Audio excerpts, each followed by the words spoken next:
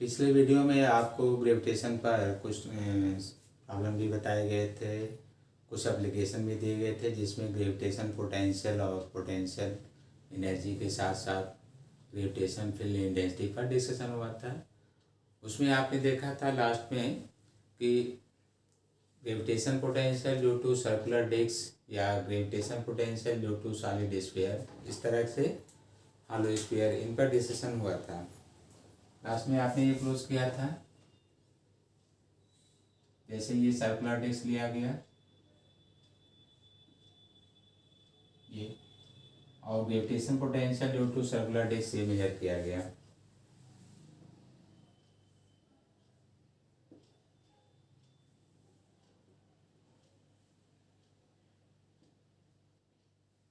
इस तरह से इसमें लास्ट में जब आपने पॉइंट देखा तो ये सॉल्व करके दिया गया था -2 sigma G in bracket r² + r² - r। तो इसमें सिंबल थोड़ा सा आप ध्यान दीजिएगा। हमने जो सिंबल आपको दिया था यहाँ पर x दिया, a दिया था, x दिया था, r दिया था, इस सिंबल के हिसाब से इसमें ये टैली नहीं कर रहा है लास्ट वाला पॉइंट। बाकी तो आप जो भी लिखे हैं करेक्ट है। तो अगर इस सिंबल में देखा जाए तो आप कैपिटल R जो यूज़ कर रहे हैं ए के लिए, और जो R यूज़ कर रहे हैं वो X के लिए रिप्लेस किया गया है, ऐसे कह सकते हैं। इनको रिप्लेसमेंट दिया गया है और बाकी पॉइंट सही है। ये R यहाँ पर नहीं है, X को रिप्लेस किया गया है, A को रिप्लेस किया गया है। ध्यान रख दीजिए, वैल्यू आ जाएगा। इसी तरह से आपने ग्रेविटेशन फील्ड इंटेंसिटी को भी मेजर किया, उसमें रखा गया value.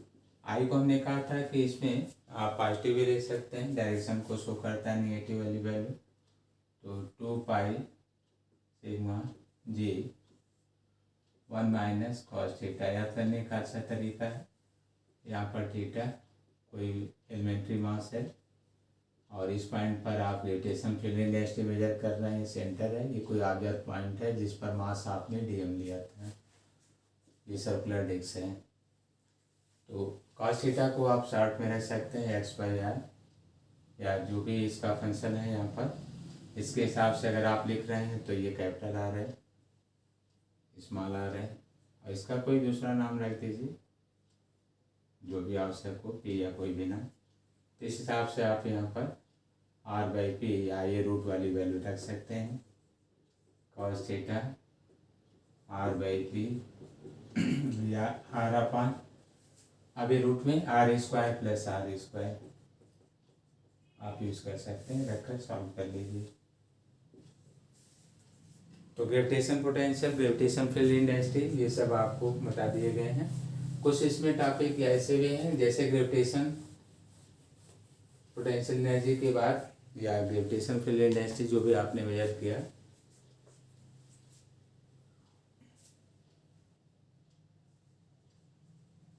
Gravitation self potential energy, gravitation self potential energy, इस पर डिस्कशन हुआ था। ये होता क्या है, जैसे कि अभी आप एनर्जी का डिसीजन करते हैं तो एटलीस्ट 2 इनर्शियल ब्लॉक आप लेते हैं ग्रेविटेशन पोटेंशियल एनर्जी के लिए, जिनका कोई सेपरेशन दिखाई जाता है। मान लीजिए R है, तो आप कहते हैं कि ग्रेविटेशन पोटेंशियल एनर्जी, तो इनमें से किसी एक को टेस्ट मास की तरह मानकर, मान लीजिए कि m2 को आपने टेस्ट मास मेजर किया, और gravitation potential by m1 at point, यहाँ पर कोई ऑब्जर्व कर लीजिए B,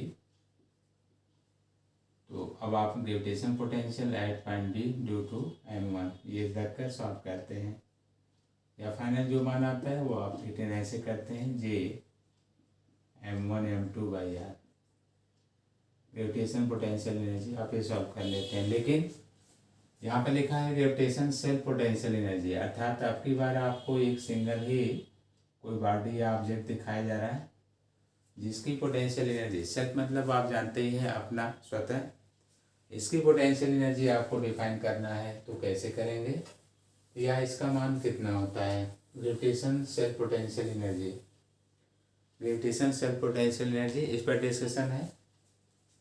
यहाँ पर ग्रेविटेशन सेल्फ पोटेंशियल एनर्जी,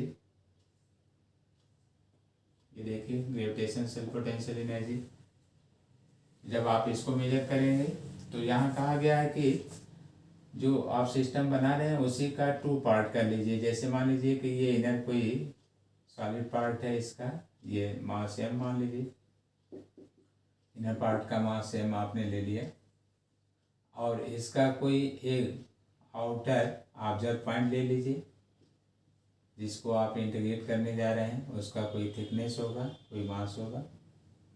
जैसे ये आपने ऑब्जर्व कर लिया, तो सेंटर से ये जो पोजीशन है इसकी कोई एक थिकनेस ले लीजिए। मान लीजिए सेंटर से x डिस्टेंस पर है, और जो इसकी थिकनेस है जिसका मास आप लेने जा रहे हैं, ये ऑल ओवर सराउंडिंग होगा।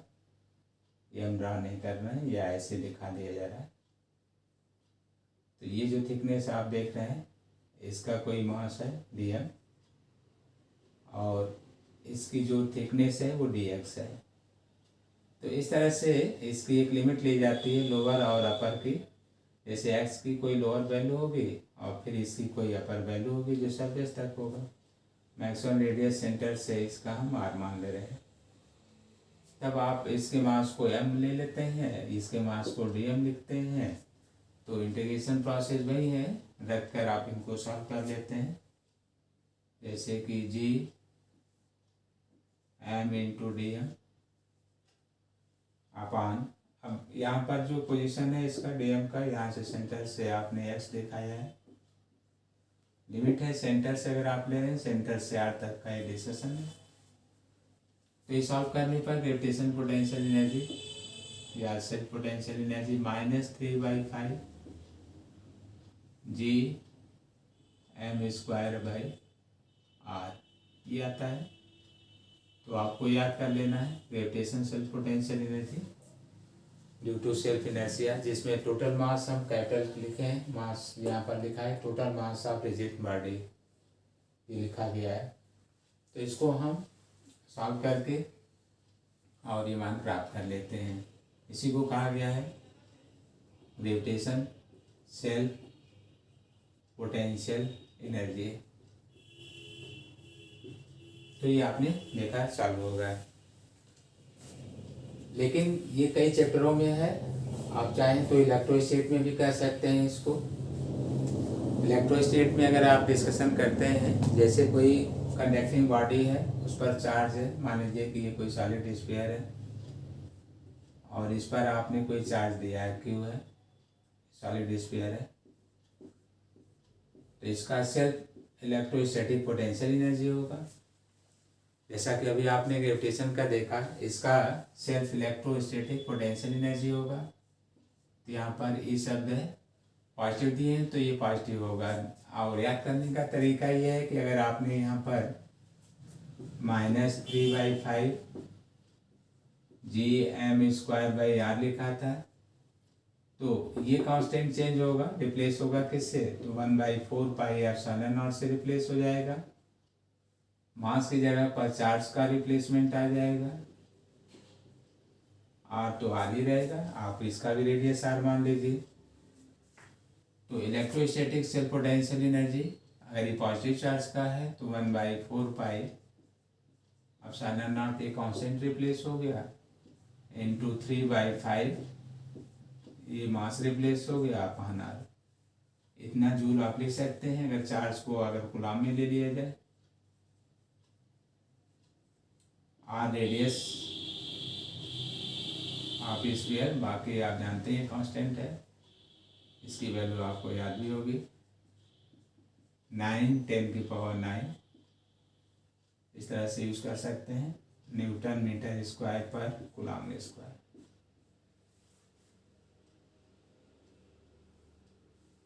तो इलेक्ट्रोस्टैटिक सेल्फ पोटेंशियल एनर्जी आपको बताया गया। याद रखिए ये सिलेबस आपको पीजीटी के लिए दिया जा रहा है, पीजीटी। इसमें इलेक्ट्रोस्टैटिक सेल्फ पोटेंशियल एनर्जी आपको ये हेल्प किया जा रहा है, बताया जा रहा है। ये पॉइंट आप नोट कर सकते हैं। Electrostatic self potential energy.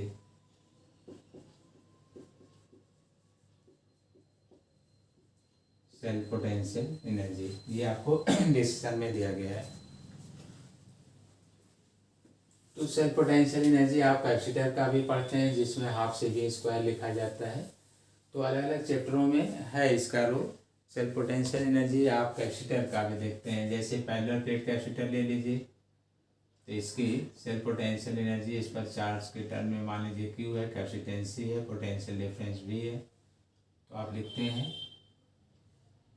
Self potential energy of capacitor half से भी स्क्वायर। या आप कोई और टर्म यूज करना चाहते हैं, जैसे सी को आप लिखते हैं 4πε0 इंटू यहाँ पर ε0 A/d, जहाँ D separation between the plates है, आप ये यूज़ करते हैं। तो चाहे तो सी को रिप्लेस करके नए फॉर्मूले आप यूज़ कर सकते हैं, यहाँ पर जो लिखा गया है। और बी को अगर रिप्लेस करना चाहते हैं तो सी के टर्म में भी होता है, Q इक्वल टू होता है सी भी। आप चाहें इसमें किसी एक को रिप्लेस करके चार्ज के टर्म में, चार्ज कैपिटल है तो आप यहाँ कैपिटल लिख सकते हैं। यहाँ से और टॉपिक रिप्लेसमेंट लेना है तो एक ही टर्म में, जैसे यहाँ पर इलेक्ट्रिक फील्ड एनर्जी जो होता है V/d होता है। V पोटेंशियल डिफरेंस है, विभवांतर है, D separation between the plates है। तो self potential energy of capacitor तो हाफ ε0 A/d, चाहे तो इसको हटा दीजिए। तो इसको हटाएंगे तो यहाँ पर ई का फंक्शन ले सकते हैं सी बी स्क्वायर में, ई और डी का।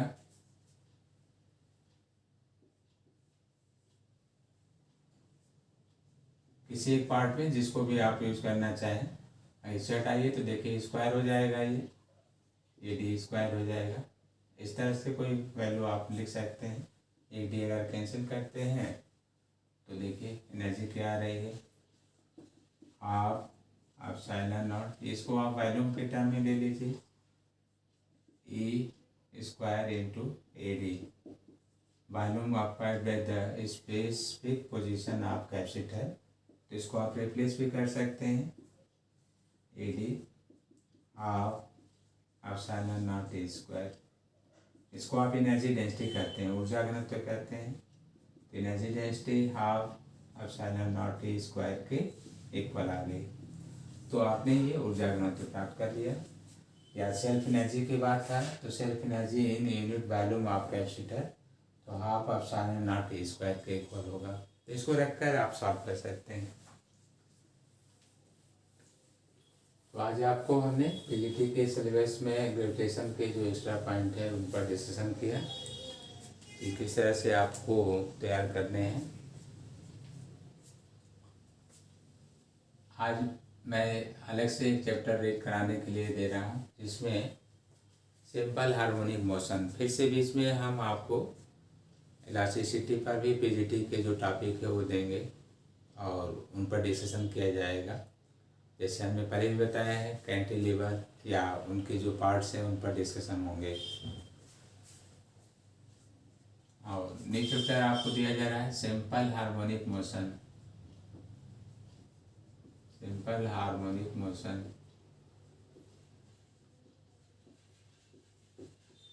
ये सिंपल हार्मोनिक मोशन, या इसको आप कहते हैं सरल आवर्त गति। जब सरल आवर्त गति की बात होती है तो इसमें अभी तक जो मोशन आप रीड करते हैं, जैसे ट्रांसलेटरी है, रोटेशनल है या वाइब्रेशनल है, तो ट्रांसलेटरी में मोशन इन वन डायमेंशन, आप चाहे एक्स लेते हैं, वाई या जेड या स्पेसिफिक कोई पोजीशन होता है। बाकी रोटेशनल में सर्कुलर या रोटेशनल मोशन आप पढ़ते हैं। तो ये सिंपल हार्मोनिक मोशन, तो इसमें vibration like as straight path from any mean position. तो कोई भी ऑब्जेक्ट या जिसको आप पार्टिकल मान लें, वो किसी अपने मेन पोजीशन से लेफ्ट और राइट किसी एक स्ट्रेट पाथ को फॉलो करता है, जिसमें डिस्प्लेसमेंट दोनों तरफ इक्वल टाइम इंटरवल में इक्वल होता है। तो ऐसे वाइब्रेशन या ऑसिलेशन को आप सिंपल हार्मोनिक मोशन कहते हैं। तो जो आपको डिस्कशन में बताया गया वो क्या है देख सकते हैं। जैसे ये हमने कहा ये ओरिजिन है, ओरिजिन से आप इधर मूव कर रहे हैं, जैसे ये डिस्प्लेसमेंट बढ़ रहा हो लेकिन इसकी वेलोसिटी घट रही हो। जैसे हम ये डिस्प्लेसमेंट की बात कर रहे हैं इधर, तो डिस्प्लेसमेंट को इंक्रीज कर रहे हैं इधर ओरिजिन से, तो इधर वेलोसिटी डिक्रीज कर रहे हैं, भी डिक्रीजेज। डिस्प्लेसमेंट इंक्रीजेज लिख दे रहे हैं। वैसे तो ये लिखने की जरूरत नहीं है क्योंकि ओरिजिन से इधर डिस्प्लेसमेंट बढ़ रहा है तो वेलोसिटी डिक्रीज हो रही है इधर। तो इसका मतलब इस पर कोई फोर्स इस साइड लग रहा है जो वेलोसिटी का अपोज कर रहा है या रिटार्डिंग फोर्स का काम कर रहा है, जिसकी डायरेक्शन जो है इक्विलिब्रियम की तरह है। तो ये रिस्टोरिंग फोर्स या रिटार्डिंग फोर्स का नेचर होगा। अब इसको रिटर्न करते हुए इधर लाइए, कोई पार्टिकल तक गया है, मान लीजिए यहाँ तक आ रहा है ओरिजिन से तक, तो आपने वेलोसिटी डिक्रीज किया, डिस्प्लेसमेंट इंक्रीज किया, फोर्स का डायरेक्शन इधर हो गया। अर्थात जो फोर्स है वो डिस्प्लेसमेंट के अपोजिट है लेकिन डायरेक्टली प्रोपोर्शनल है। जितना ही मैक्सिमम डिस्प्लेसमेंट देंगे अपोजिशन उतना ही ज़्यादा करने का प्रयास करेगा। अब आप रिटर्न आ जाइए ओरिजिन पर, फिर आप इधर कोई पॉइंट ऑब्जर्व कर लीजिए, जैसे ये बी है, इस साइड देखिए ऐसे। इधर आप कहेंगे कि वापस आते समय डिस्प्लेसमेंट कम हो रहा है, फोर्स का इफेक्ट जैसे बढ़ रहा है, या इधर वेलोसिटी इंक्रीज हो रही है, इधर डिक्रीज, तो इधर वेलोसिटी इंक्रीज हो रही है। तो जब वेलोसिटी इंक्रीज हो रही है तो इस पॉइंट पर आप मैक्सिमम वेलोसिटी मान लीजिए, ये मैक्सिमम वेलोसिटी हो गई ओरिजिन पर। अभी आगे बढ़ते समय आप ये कह सकते हैं कि फिर डिक्रीज होगा, यहाँ पर मैक्सिमम है और एरो इस साइड में ये डिक्रीज होगा, ऐसे सेंटर से इधर भी डिक्रीज, इधर भी डिक्रीज है। तो बी पॉइंट पर मिनिमम हो जाएगा, यहाँ पर भी वेलोसिटी मिनिमम होगी, बी मिनिमम। इस पॉइंट पर भी वेलोसिटी मिनिमम होगी, ऐसे ये डिक्रीज कर रहा था तो फोर्स का नेचर इधर होगा, ये होगा फोर्स का नेचर ऐसे। तो आपने देखा कि हम इस साइड आ रहे थे तो भी फोर्स इधर था, जब आप इधर चल रहे थे तो भी फोर्स का नेचर इन साइड था। तो nature of force towards centre ये लगातार शो किया जा रहा है सेंटर की तरफ, या आप इधर चलिए वेलोसिटी इंक्रीज हो रहा है तो फोर्स के डायरेक्शन में है तो फोर्स भी इधर है, इधर आइए वेलोसिटी इंक्रीज हो रहा है, फोर्स भी इसी डायरेक्शन में है। तो जब कोई पार्टिकल इस तरह से मूव करता है कि मेन पोजीशन से टू एंड फ्रो या अग्र और पश्च दिशा में समान विस्थापन समान समय में तय करता है, तो उसे आप सरल राउट गति या सिंपल हार्मोनिक मोशन कहते हैं। तो ये टॉपिक है और इसमें आपने जो दिखाया है कि एफ का जो नेचर है प्रोपोर्शनल टू नेगेटिव डिस्प्लेसमेंट, ये ऐसे आपने दिखाया भी है नेगेटिव डिस्प्लेसमेंट, या इसको आप इक्वल कर लीजिए तो एफ इक्वल टू माइनस के एक्स, जहाँ पर के को आप कह सकते हैं फोर्स कांस्टेंट है या कोई नियतांक है जिसे आप बल नियतांक कहते हैं, इज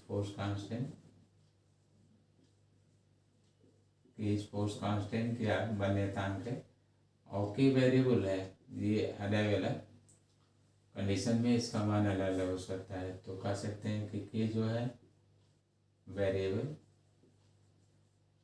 ये वेरिएबल फोर्स कांस्टेंट है, वेरिएबल फोर्स कांस्टेंट। तो ये मान आपको प्राप्त हो गया एसएचएम में, सिंपल हार्मोनिक मोशन में आपको ये दिया गया। इसी को आप हुक्स लॉ के नाम से भी पढ़ते हैं, आपको अलग से ये इलास्टिसिटी में रीड भी कराया जाता है हुक्स लॉ। तो हुक्स लॉ में आप ये रीड करते हैं कि एफ इक्वल टू माइनस के एक्स, जहाँ के को आप कहते हैं फोर्स कांस्टेंट है। पी का डायमेंशन और यूनिट आप यहाँ से सॉल्व कर लें, जैसे ये देख सकते हैं इसमें कि फोर्स जो है न्यूटन में, ये मीटर में है, तो के को आप यहाँ से रिजॉल्व कर सकते हैं। बाकी डायमेंशन भी आप लिख लेंगे MLT -2/L या MT या ML0 भी कर सकते हैं T-2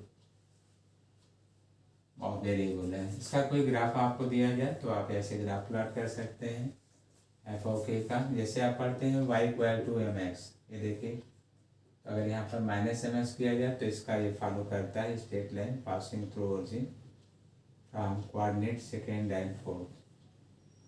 तो ये सेकेंड और फोर्थ कार्टेशियन प्लेन से ऊपर जाता है। इक्वेशन है y = -kx। इसी तरह से देखिए y एक्स पर f को रख दीजिए, ये माइनस के ग्रेडियंट, और x पर x ही लिखा गया है।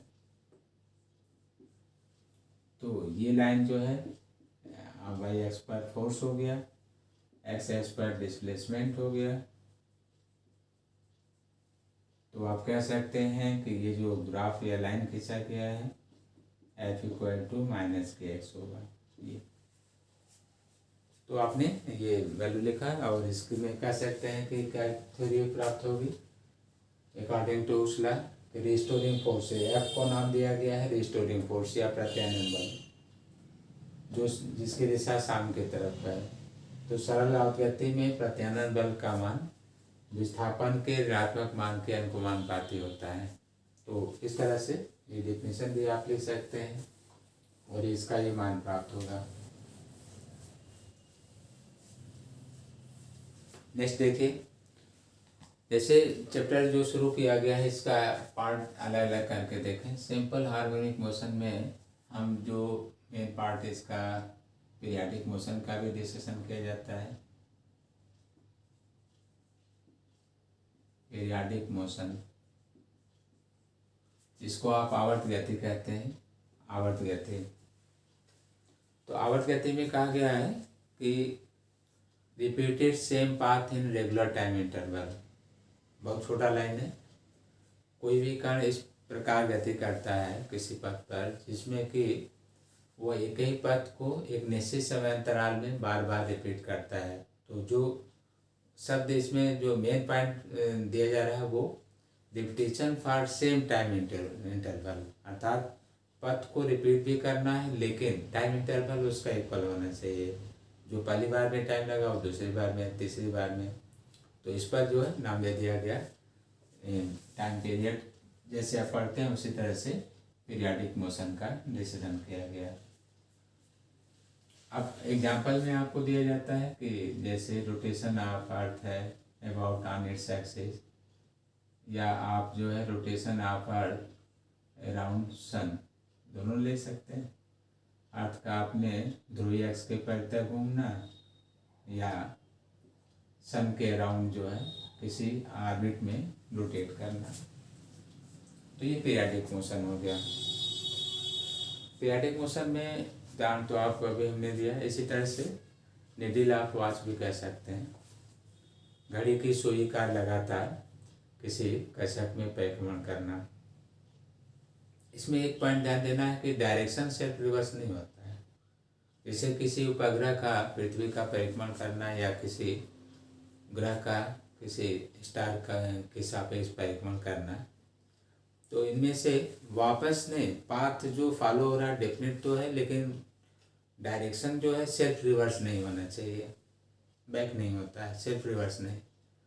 वो पर्टिकुलर जैसे घड़ी की सुई क्लॉकवाइज है तो क्लॉकवाइज में है, या कोई पाथ एंटी क्लॉकवाइज है तो कंटिन्यू एंटी क्लॉकवाइज में होगा। तो ये पीरियाडिक मोशन होगा। तो पीरियाडिक मोशन में भी वही same path repeated in regular time interval, then motion is called periodic motion. Example भी आपको हमने दिया, motion of earth about on its polar axis या motion of planets around the sun, ये सब इसके उदाहरण हैं। दोनों में अंतर देखा जाए तो आप क्लियर कर सकते हैं। जैसे इसमें हम कह रहे हैं कि ये कोई पाथ फॉलो हो रहा है, ठीक है, तो इसमें कोई साइक्लिक है तो ये एंटी क्लॉकवाइज, तो ये ऑलवेज एंटी क्लॉकवाइज। जबकि ऐसे समय में हम रिटर्न कर रहे हैं कि अगर वो इधर जा रहा है तो वो फिर इधर से आ रहा है, ऐसे जा रहा है तो इधर जा रहा है। या कोई हम इस तरह से वाटर भी ले लें, ऐसे देखिए, अब इसमें से कोई पानी भर दिया जाए और एक बार लेवल यहाँ से कम हो जाए पानी का और लेवल इधर बढ़ जाए, ये इंक्रीज कर जाए यहाँ पर, अगली बार इधर से लेवल कम हो जाए इतना, ये लेवल और इंक्रीज कर जाए। तो इस तरह से इसमें इसको SSM कहा जाएगा, जो दोनों तरफ से ये रिपीट होगा।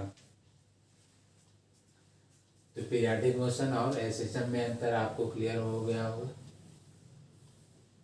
SSM में भी ये बताया जा रहा था कि repeated same path in regular time interval from mean position like as to and fro. तो मेन पोजीशन से जैसे ये कहा जा रहा है कि ये फॉरवर्ड और ये बैकवर्ड या अग्र और पश्च दोनों दिशा में, तो टाइम का डिस्कशन यहाँ भी इक्वल कहा जा रहा है। तो आप ये कह सकते हैं कि जितने SSM की कंडीशन है वो पीरियाडिक मोशन को फॉलो करती है। आप ये बता सकते हैं SSM की कंडीशन पीरियाडिक मोशन को फॉलो करती है, लेकिन सभी पीरियाडिक मोशन SSM हो ये कोई आवश्यक नहीं है। यहाँ पर ये पॉइंट ध्यान देना है कि all types periodic motion is not necessary to SSM, but इसमें कह सकते हैं कि SSM is the example of periodic. जो जितने भी सिंपल हार्मोनिक मोशन है एक तरह से वो पीरियाडिक मोशन का एक पार्ट है, हिस्सा है, लेकिन सभी पीरियाडिक SSM हो इट इज नॉट नेसेसरी। तो आपको SSM और इन पर जो टॉपिक्स इनमें रीड करने हैं वो कंफर्म रहना चाहिए कि क्या आपको रीड करना है। तो सिलेबस में दिया गया है कि SSM की कंडीशन हम लोग सर्किल में रीड करते हैं कि इनफॉर्म सर्कुलर मोशन में कोई हाइपोथेटिकल पार्टिकल लिया जाता है जो कि उसका परपेंडिकुलर बाइसेक्टर पॉइंट होता है, वो सर्किल के डायमीटर पर एक शैडो की तरह SSM करता है और उसको आप कहते हैं कि SSM in an uniform circular motion. तो वृत्तीय गति में सरल आवृत गति का कैसे अध्ययन होता है वो आप देखते हैं। इनमें पढ़ने के लिए क्या क्या आपको टॉपिक्स मिलेंगे, क्योंकि SSM की बात हो रही है तो यहाँ पर जो है रिपीटेड पाथ की भी बात हो रही थी, जो path followed by the moving object. तो पाथ या जो डिस्टेंस है वो होगा, अब उसकी कोई फेज या एंगल होगी, किस एंगल पर स्टार्ट किया है, कहाँ पर है, उस पर डिस्कशन भी किया जाता है। उसका कोई वेलोसिटी होगा, एक्सेलरेशन होगा, मोमेंटम होगा, फोर्स होगा, एनर्जी होगा, इन पर डिस्कशन किए जाते हैं, या इनमें variation with respect to time ये डिस्कशन किया जाता है। वैसे यहाँ पर टाइम का नाम लिए हैं तो टाइम पीरियड भी है और फ्रीक्वेंसी ऑफ ऑसिलेशन भी है, इन पर भी डिस्कशन होगा।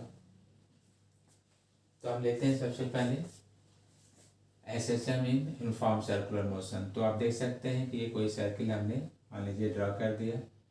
अब आपको इसमें SSM देखना है, तो कोई पार्टिकल जैसे वो यहाँ पर है, x एक्स पर है और यूनिफॉर्मली स्पीड से मूव कर रहा है। किसी समय उसकी वेलोसिटी या किसी पॉइंट पर जो उसका वेग है वो ये टेंजेंशियल रिप्रेजेंट किया गया है। यहाँ से स्टार्ट करता है, यहाँ तक अगर वो पहुँचता है तो ये टोटल टाइम पीरियड का T/4 होगा। यहाँ से T/4 यहाँ तक पहुँचता है तो टाइम पीरियड T/2 होगा। यहाँ तक पहुँचता है टाइम 3 T/4 होगा। 1 एवरेशन कंप्लीट करता है T होगा। अर्थात सर्किल पर कोई 1 रेवोल्यूशन पूरा करता है तो उसका टाइम पीरियड T होता है, एक चक्कर का समय। फ्रीक्वेंसी होती है इसके रेसिप्रोकल 1/T हो जाएगी। आप कल्पना क्या करते हैं कि इसका अगर कोई परपेंडिकुलर बाइसेक्टर पॉइंट ले लें, जैसे कि इसका यहाँ पर आ रहा है, तो अगर ये ऑसिलेट कर रहा है, इस पर सर्कुलेट कर रहा है, तो इसका बाइसेक्टर पॉइंट मीन पोजीशन से पहले अप जाता है, फिर वो वापस आता है, फिर डाउन जाता है और फिर रिटर्निंग वापस आ जाता है। तो ये कहा गया 1 एवोल्यूशन। इसका इसमें कहा गया मेन पोजीशन से oscillation along diameter of Y axis. कोई नाम दे दे रहे हैं, जैसे ये ए है, यहाँ बी, सी और डी। तो बी और डी लाइन पर वो SSM करता है मेन पोजीशन के सापेक्ष। जैसे हमने ड्रॉ करके समझाया भी है, ये से यहाँ पर कर दीजिए, यहाँ पर पॉइंट लीजिए, कोई परपेंडिकुलर करिए, देखिए तो यहाँ पर आ जाएगा। यहाँ पर लीजिए कोई परपेंडिकुलर करिए पॉइंट यहाँ पर आ रहा है, तो जैसे जैसे ये अप जा रहा है ये परपेंडिकुलर बाइसेक्टर भी अप जा रहा है, या जब ये आप रिटर्न लाएंगे इसको तो इसका परपेंडिकुलर बाइसेक्टर भी रिटर्न हो रहा है ऐसे। ये देखिए जब आपने 1.5 रेवोल्यूशन पूरा किया तो ये इधर गया, इधर से रिटर्न होकर वापस आ गया। जब डाउनवर्ड आप मेंशन करेंगे तो ये परपेंडिकुलर पॉइंट यहाँ पर आ गया। जब आप रिटर्निंग दिखाएंगे जैसे यहाँ से तो ये वापस आ रहा है, कंप्लीट 1 रेवोल्यूशन, ये वापस आ गया। तो हाइपोथेसिस है, काल्पनिक है कि कोई कण वृत्त की परिधि पर परिभ्रमण करता है तो उसका लंब पाद बिंदु परपेंडिकुलर बाइसेक्टर पॉइंट वो सर्कुलर पाथ पर मूव करते समय वो अगर आप एक्स एक्स से स्टार्ट करते हैं तो वाई एक्स पर ऑसिलेट करता है, मोशन वाई एक्स से स्टार्ट करते हैं तो ऑसिलेशन एक्स एक्स पर प्राप्त होता है।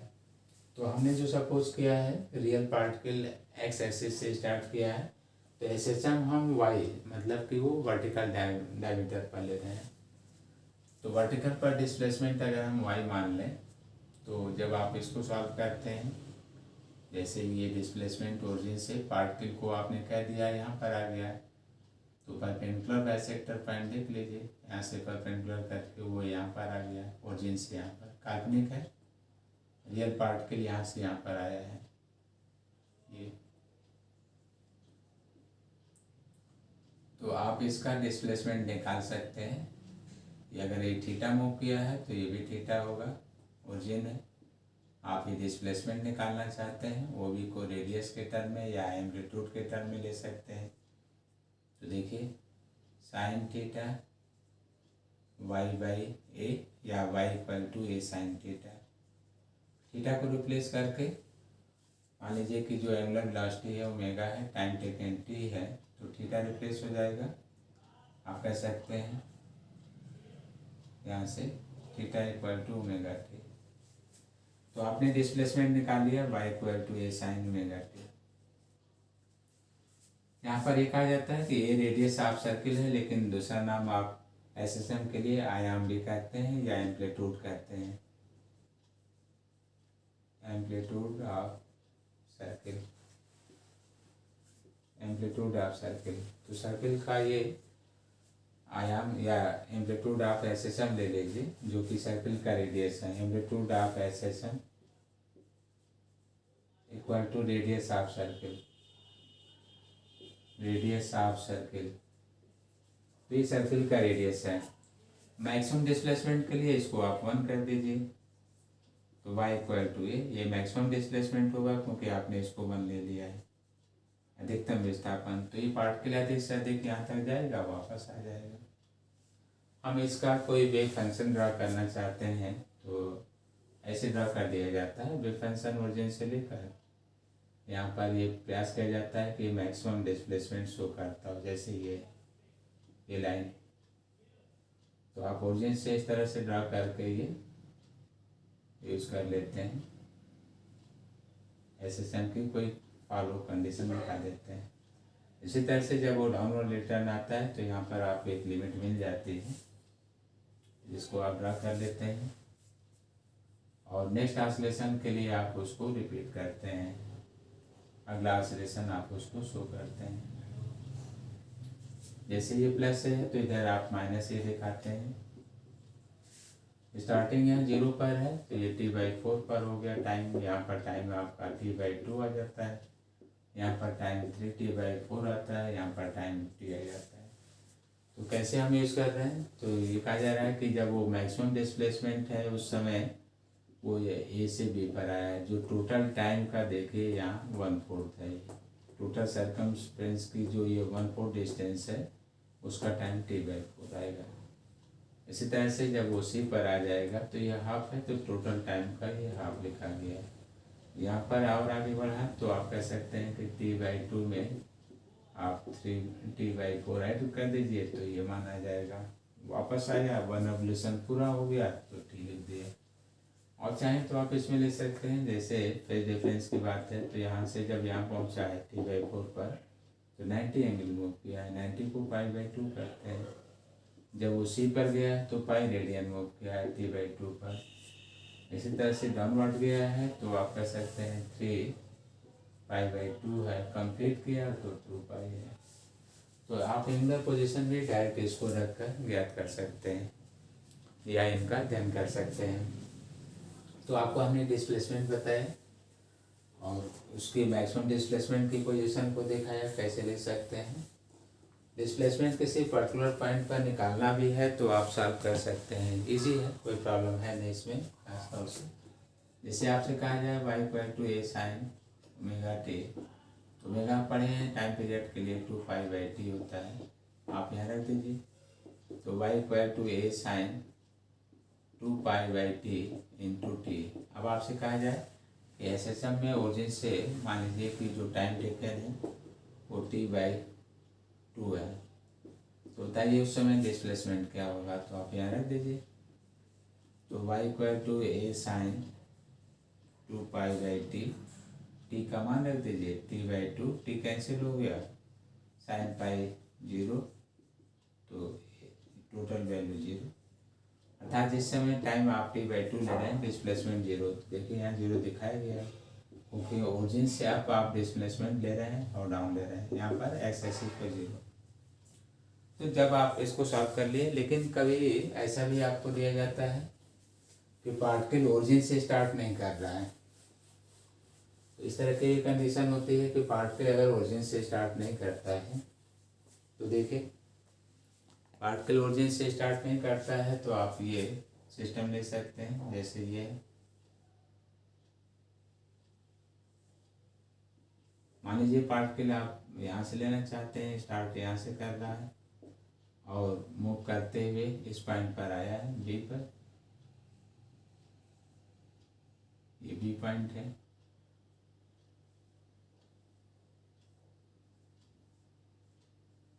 ऐसे। तो ये एंगुलर डिस्प्लेसमेंट थीटा है या डी थीटा है। आप परपेंडिकुलर करेंगे यहाँ पर तो आपको ये टोटल एंगल चाहिए, अर्थात जो ये पोजीशन चेंज हो गया अलग से आपको लेना होगा, 5 मान लीजिए। जब आप इसको अलग से मेंशन कर लेंगे तो यहाँ टोटल एंगल इसके टोटल के सम θ+5 हो जाएगा। रेडियस आप ये लिखे ही थे, डिस्प्लेसमेंट y मान लीजिए, यहाँ से परपेंडिकुलर किया गया, ये y है। तो जो आप पहले थीटा सॉल्व कर रहे तो वहाँ पर आ गया y = a sin θ+5, फाई को ही नाम दिया गया phase angle,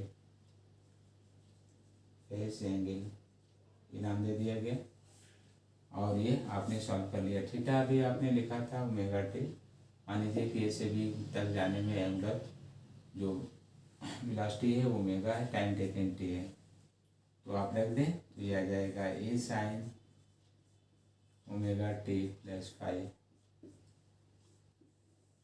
where phi is the phase angle। ये पॉजिटिव भी हो सकता है, नेगेटिव भी, जैसे हमने अप मेंशन किया था यहाँ से वैसे डाउन लेके हम दिखा सकते हैं। तो फाई में भी नेगेटिव अकॉर्डिंग टू क्वेश्चन या कंडीशन, ये नेगेटिव भी हो सकता है। तो आपको ये टॉपिक दिया जाए कि व्हाट इज फेज एंगल, तो क्या बताएंगे, define the position of oscillatory object with respect to a given reference point, may be positive or negative. It's also state the direction of motion in SHM or circular path। ये भी बताता है कि SHM में वो particle किस direction में move कर रहा है, अप चल रहा है या डाउन। जैसे प्लस में अप हमने देखा है, डाउन से लिए होते हैं तो सॉल्व करने पर ये माइनस आता है। तो फेस क्या डिफाइन करता है, तो ये बताता है कि कोई कण वाइब्रेट करते समय एनर्जी ट्रांसफ़र करता है तो उसका फेज या जो उसकी स्पेसिफिक पोजीशन है वो कैसा है और किस पोजीशन से वो ट्रांसफ़र कर रहा है और किस डायरेक्शन में ट्रांसफ़र कर रहा है। तो इसके बाद तो जो भी टॉपिक हैं वो इजी हैं, आप डायरेक्ट उनको सॉल्व कर लेते हैं डिफ्रेंशिएट करके। जैसे हम इस पर ये डिस्कशन करें, डिस्प्लेसमेंट आपने कोई एक लिख लिया y = a sin ωt, उस समय उसकी वेलोसिटी क्या है तो डिफ्रेंशिएट कर लीजिए, dy/dt a dy/dt sin ωt। आपने कोई वेलोसिटी प्राप्त कर लिया, साइन का आप जानते हैं ओमेगा cos ωt, तो आपको velocity of a particle is equal to SHM along diameter axis of any circle. तो ये आपने वेलोसिटी प्राप्त कर लिया। यहाँ पर भी जो है मैक्सिमम वेलोसिटी की बात होती है, तो मैक्सिमम वेलोसिटी आप कहेंगे ए ओमेगा के इक्वल होगा। या अब आप काश को अगर ब्रेक करना चाहें तो आपके पास और भी उपाय हैं। काश होता है 1 minus sign square omega T होता है। अब आप साइन को यहाँ से हटा दें, साइन ओमेगा टी आपको वाई बाई ए प्राप्त हो जाएगा, क्योंकि वाई इक्वल टू है ए साइन ओमेगा टी। रखकर आप सॉल्व कर लीजिए, तो यहाँ पर शायद आपको मान मिल जाएगा। यहाँ पर स्क्वायर करके रखेंगे, ए कटेगा, omega A square minus Y square. ये आपने वेलोसिटी प्राप्त कर लिया। ये किसी समय विस्थापन है, ये आयाम है, कोणीय वेग, और ये उसका वेग है पार्टिकल का जो SHM कर रहा है। इनमें मैक्सिमम भी हमने लिखा है, इसको वेग का आयाम भी कहते हैं। ऐसे ही जब आप त्वरण सॉल्व करते हैं एक्सेलेरेशन, तो यहाँ पर du/dt फिर से उसको डिफ्रेंशिएट कर दीजिए। सॉल्व करने पर आता है omega square A sine omega T. Short में आपको याद करने के लिए ओमेगा स्क्वायर इंटू वाई दे दिया जाता है। तो alpha equal to minus omega square into Y, और यही नेसेसरी कंडीशन है फॉर SHM। ध्यान रखिएगा, आपसे कहा जाता है कि नेसेसरी कंडीशन फॉर SHM, तो आप ये कह सकते हैं कि ये necessary condition for SHM main point भी है, जिसमें ओमेगा कांस्टेंट होता है। तो हम लोग कहते हैं alpha proportional to minus Y. यहाँ पर दोनों सिंबल एक जैसे दिख रहे हैं, तो आप चेंज कर सकते हैं, alpha proportional to minus Y. तो जब आपने वेलोसिटी देखा, एक्सेलरेशन, फोर्स, एनर्जी सब इसमें सॉल्व हो जाएंगे, और इनके फॉर्मूले को आप याद कर लेंगे। जैसे हमने कोई वेलोसिटी का मान दिया है, तो कह सकते हैं कि वेलोसिटी कॉस के अनुसार वेरिएबल है। तो इनमें भी कोई ग्राफ आपको दिया जा सकता है जिसमें ये कॉस के अनुसार कोई वेरिएबल मान आपको दिखा दिया जाए। जैसे लिखा है कि यहाँ से स्टार्टिंग मैक्सिमम में आपने लिखा है ए ओमेगा, तो डाउनवर्ड में भी माइनस ए ओमेगा, या यहाँ पर ए ओमेगा। ये एक्स एक्सिस वाई एक्सिस, यहाँ पर वाई की कोई वैल्यू रख सकते हैं, ये मीटर में है। यहाँ पर ये टाइम फैक्टर है, तो ये सेकेंड वगैरह दे सकते हैं। जब काइनेटिक एनर्जी का डिस्कशन होगा, तो काइनेटिक एनर्जी में हाफ एम ए स्क्वायर लिखते हैं। इसका स्क्वायर करके मान रख दीजिए, तो half M A square omega square cos square omega T. जब आप इनके लिए कोई ग्राफ खींचेंगे तो कॉस स्क्वायर ओमेगा टी पर डिपेंड करेगा। अर्थात इसमें स्क्वायर है, तो जो आप एक ऑसिलेशन कंप्लीट कर रहे हैं, तो इसमें ये देख लीजिए, यहाँ से काइनेटिक एनर्जी, ये मैक्सिमम ऑसिलेशन उसमें होगा क्योंकि फैक्टर स्क्वायर लिखे गए हैं। या इसको अगर आप 1 ले लें, तो ये सबसे मैक्सिमम काइनेटिक एनर्जी होगी, half M A square omega square. और जो मैक्सिमम काइनेटिक एनर्जी है वही आप टोटल एनर्जी भी कहते हैं, टोटल एनर्जी। तो इस तरह से इसकी टोटल एनर्जी भी आप सॉल्व कर लेते हैं। तो हम इनमें टोटल एनर्जी आपको दिए हैं, पोटेंशियल एनर्जी भी आप लिख सकते हैं, वर्क से सॉल्व किया जाता है। काइनेटिक हुआ, डिस्प्लेसमेंट, एक्सेलरेशन, तो इनको आप एक जगह नोट कर लें, तो इन पर प्रॉब्लम सॉल्व करा दिए जाते हैं। जैसे वर्क डन से आप चेंज इन पोटेंशियल एनर्जी लिखते हैं, तो इसमें हाफ एफ इंटू वाई, या इनको आप सॉल्व कर लेंगे, तो half m omega square a square sine square omega T, यहाँ से ही प्राप्त हो जाएगा। जैसे वहाँ पर वो काश में था, ये साइन में आ जाएगा, Y equal to A sine omega T होता है। और इनकी भी मैक्सिमम वैल्यू आप लिखना चाहें, तो साइन हट जाएगा, half m omega square a square. तो यू मैक्स भी टोटल एनर्जी के इक्वल होता है, टोटल एनर्जी। या आप अभी काइनेटिक एनर्जी भी लिखे थे, ई के काइनेटिक एनर्जी, तो उसका भी मैक्सिमम पार्ट जो है टोटल एनर्जी के ही इक्वल होता है। और ये पॉइंट है। तो इन पर और भी टॉपिक हैं, डिस्कशन होंगे, तब तक आप इनको सॉल्व करते रहें। फिर हम इनमें ये बताएंगे कि टाइम पीरियड कैसे मेजर होगा अलग अलग कंडीशन में, या इनकी जो टोटल एनर्जी है क्या होगी, इनका ग्राफ कैसे होगा, वेरिएशन कैसे हो रहा है, इन पर डिस्कशन किए जाएंगे।